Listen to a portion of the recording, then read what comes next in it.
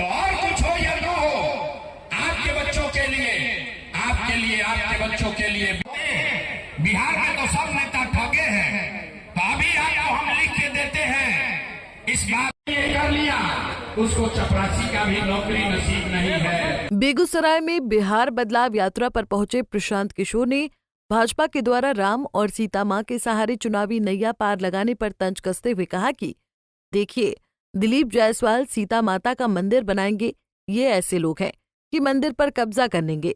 ये वो लोग हैं जिन्होंने मेडिकल कॉलेज को गरीब बच्चों के लिए, जो कॉलेज बना था गरीबों के लिए, उस पर कब्जा किया हुआ है।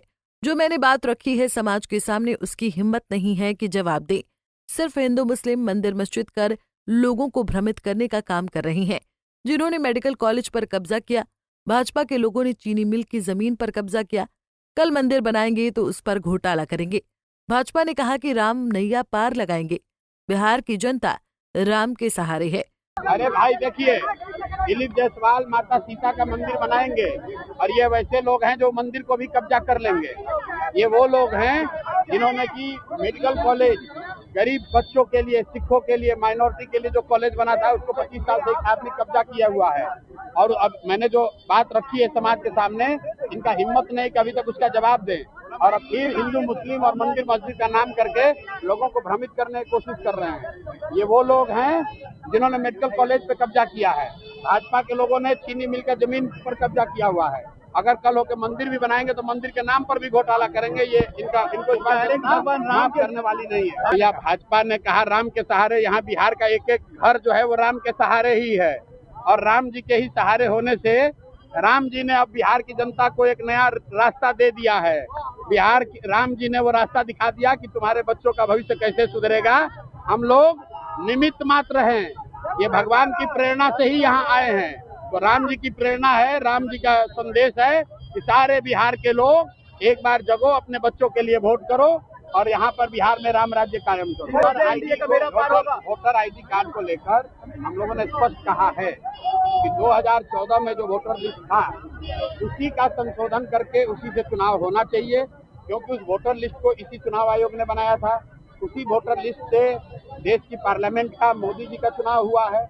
उसमें जो लोग की मृत्यु हो गई, जो लोग बाहर चले गए, उनका नाम हटा दीजिए। जो उनकी आयु 18 से ज्यादा हो गई, उनका नाम जोड़ दीजिए।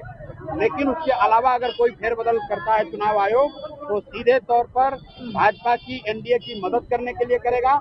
इसलिए हम लोग उसका विरोध कर रहे हैं। बिहार में एक ही जुनून है, बदलाव का जुनून। ये जो लोग आए हैं, ये प्रशांत किशोर की ताकत नहीं है, ये जनसुराज की ताकत नहीं है। ये उन लोगों का पीड़ा है जो बाहर निकल के आ रहा है, जो पिछले 30 वर्ष से लालू के डर से मोदी, नीतीश और मोदी के डर से लालू को वोट देते आए हैं। इनके बच्चे अनपढ़ रह गए, इनके बच्चे 10,000 रुपए के लिए घर परिवार छोड़कर पलायन कर गए, मजदूरी कर रहे हैं। ये उन लोगों का दर्द है, क्योंकि उनके सामने अब एक रास्ता दिख रहा है, जनसुराज का रास्ता।